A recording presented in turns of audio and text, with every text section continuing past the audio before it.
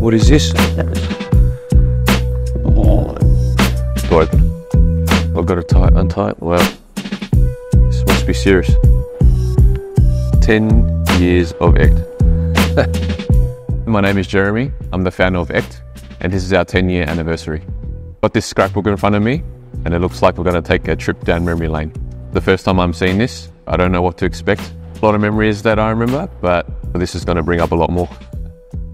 10 years, man. Holy shit.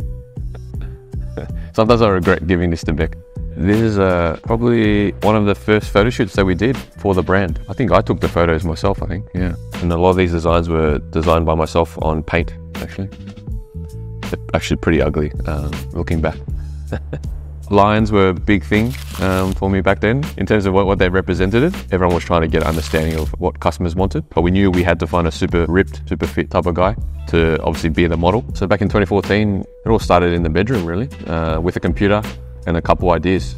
We found our first supplier online, gave him the designs, asked him for a really soft and breathable fabric to be worn in and outside the gym. That was the whole idea around the brand. I remember we getting our first samples and trying to find a model, because I couldn't obviously model it at the start. So, we had to find someone that was willing and able. So yeah, we found Jamie. We bought a SLR camera and we went out and took some photos. Back then, we had no experience with e-commerce. It was an emerging industry. eBay was a really easy way to list products. The beginning. All right, 2015. Second year in, we decided to do shorts.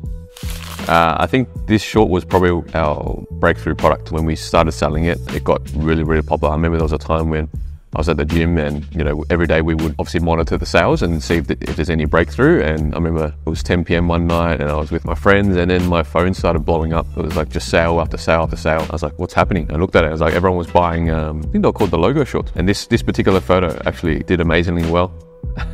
Obviously Jamie is super ripped in that one, but I think it gave a lot of people inspiration in terms of a product that they could wear, whilst gymming. 2016 was a significant year. I think it was the first year that we launched the super tight joggers. I don't think they were called taper joggers back then. When we launched this product, it did really well as well. So I think off the back of the shorts, the joggers, built that momentum once again. As you can see, the photo, I think back then there wasn't a product that really accentuated the male body, especially when males were really into obviously leg days and upper body days. So I think that was a breakthrough product as well. I designed them with the philosophy that it can be worn both in and out of the gym. There was definitely a culture brewing where having that leg day pump that could see through the joggers, the thinnest fabric that I saw in the market. So I think that made a big difference as well. And I think skinny jeans were super popular back then as well. We piggybacked off that as well.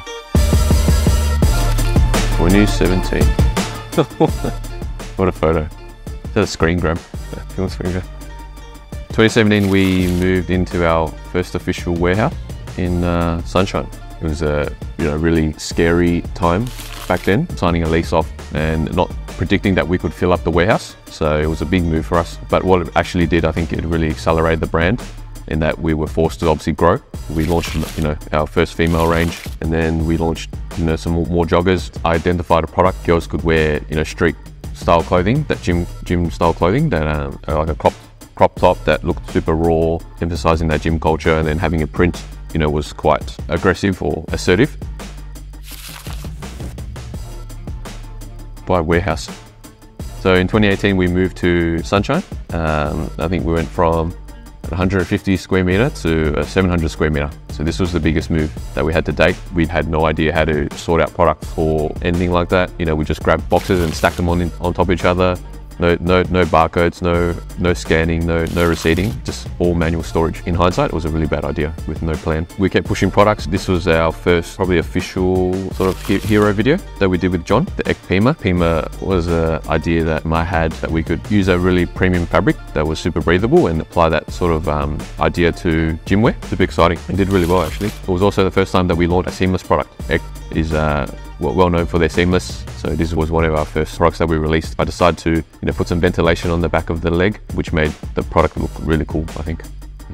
I would actually in a day, like from a 9 a.m. to 5 p.m, I would pick in the morning, pack with the team, do customer service, and then go design afterwards. So I was in the thick of things, and I think that's where all my knowledge came from, trying to identify any bottlenecks or any issues that we were facing. There were a lot of issues back then, especially during times like Black Friday, where we would get 10 times the amount of orders in a day, and then trying to get them all fulfilled in the same amount of time was super stressful. I think the only thing we could do is just laugh, I think. Right, 2019. So I think 2019 was a breakthrough year because I think we moved to such a big warehouse. It allowed us to grow. You can see here, our warehouse start was huge, grew so quickly. We did more professional campaigns. We launched accessories and a somewhat studio in the warehouse. The business moved so fast. I think from 1 month to next month, we 5x'd revenue, and it was crazy. It was a cool product actually. We tried a vintage wash on a seamless product, which is super cool. I think it outgrew, definitely outgrew men's, especially on the product side. We expanded our product significantly. In terms of revenue, I think it was 80-90% of revenue. We tried a whole array of products, from seamless to crop leggings to crop tees. Because I designed everything back then, I had no confidence in designing women's products, so it was quite scary, quite daunting. I think fashion-wise, girls love fashion, I think, a lot more than men, so it allowed us to sort of trial and error and try products that could really break boundaries, I think. All right, 2020. So 2020 was a crazy year. I got back from my honeymoon in February, and it was all BAU, and then all of a sudden we started seeing on the news, there was this disease rolling around the world. Weren't sure what was going on, and then we were checking the sales, and the sales were dropping. I think people were super scared. I think this was during March, and we had a huddle, and we had to figure out, okay, what's happening right now? What are we going to do if they lock down? And then as each day passed, what we realized was everyone was shopping online, and I remember seeing the sales, and the sales were like just skyrocketing. I was like, okay, I'm not doing anything. People are just purchasing products. It was crazy, but at the same time, we couldn't go anywhere. Everyone was locked down, especially in Melbourne. I think because of COVID, it accelerated the business in the sense that we had to grow faster. We went from Sunshine 700 square meter warehouse to a 2,000 square meter warehouse 3 or 4 times. We contracted a moving company to move all the stock and everything in one weekend. I think there was around 60, 70 of us, and we moved all the stock over the weekend to ensure that we were still dispatching on Monday. We really emphasized that we didn't want to stop business. I was scoping out a warehouse that was getting built at that time. It was crazy. But we successfully moved over the weekend. A few pick boxes fell down. We survived. We reached 1 million orders, and we kept launching products. Luckily, there was places in Australia that we could shoot outside, so we continued releasing products that did super well. We actually launched Scrunch in 2019, but I think it really gained traction in 2020. I remember releasing that product the first time, and it went crazy. It sold out within the first 30 minutes. I was like, okay, we've got to start ordering more, getting it air shipped. It was expensive, but it just kept selling out. And to this day, it's still a super popular product. So 2021 was a continuance of that COVID era. Work was probably the only thing that we could do, and the business was super busy at the same time. You can see, obviously, the family back then. We kept launching products, some super cool products here. The Explore hoodie, we tried to expand into more of an outdoorsy range. Activewear was obviously constantly evolving, but I think we were slowly moving out of the gym and exploring other workout styles. So we wanted to offer products that were more lifestyle, in the sense that you could definitely wear it out of the gym. And make Echt into a more lifestyle brand. I think we launched a product every week. It got to that level where it'd be popular every week. It was a crazy time. Back then, people were working from home. People were actually just wearing it at home, lounging, bottom half legging, top half formal dress sort of thing. People could take Zoom calls, but still be comfy. In 2022, we launched the Team Echt hoodie. Probably the first time we offered it like a loungewear sort of product. We launched it in 5 or 6 colorways, and it did really well. The emergence of that trend of lounge hoodies. But 2022 was a crazy time. I think we had our first child. I don't know how I balanced the business and having a new human I had to take care of. It was crazy. I think kids give you a sense of fulfillment and a sense of purpose. Sometimes, doing it for yourself is not enough.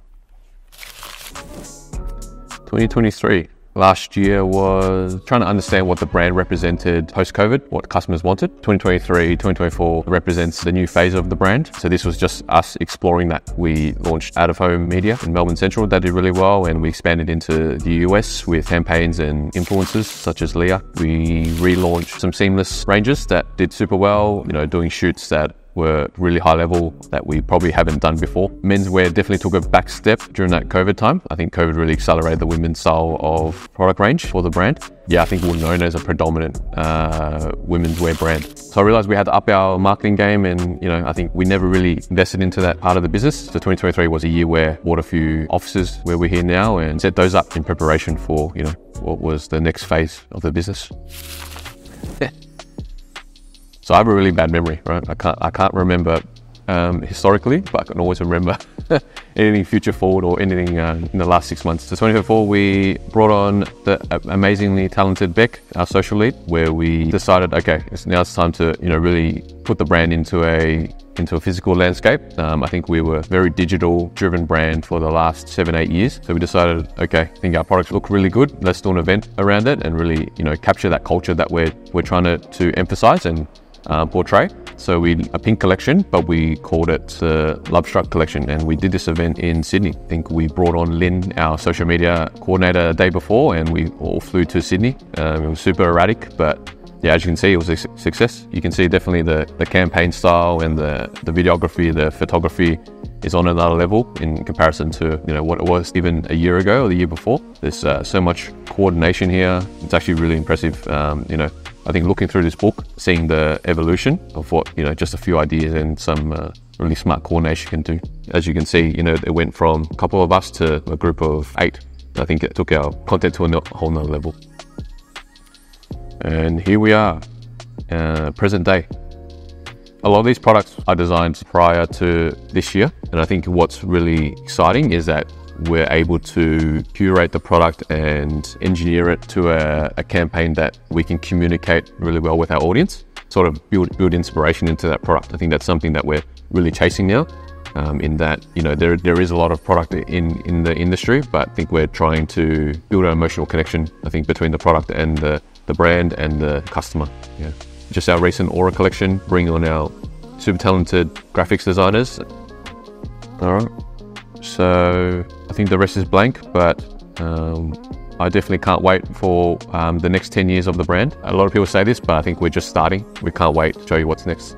I think the brand can go global on a large scale. I have no doubt around that. I think activewear is still in its infancy. I believe that everyone should be wearing activewear. I think it's a product that can really break the mold between casual wear and fitness wear. There's a future for brands that are much more holistic in that sense. Echt will continue riding that wave and try and trailblaze as well.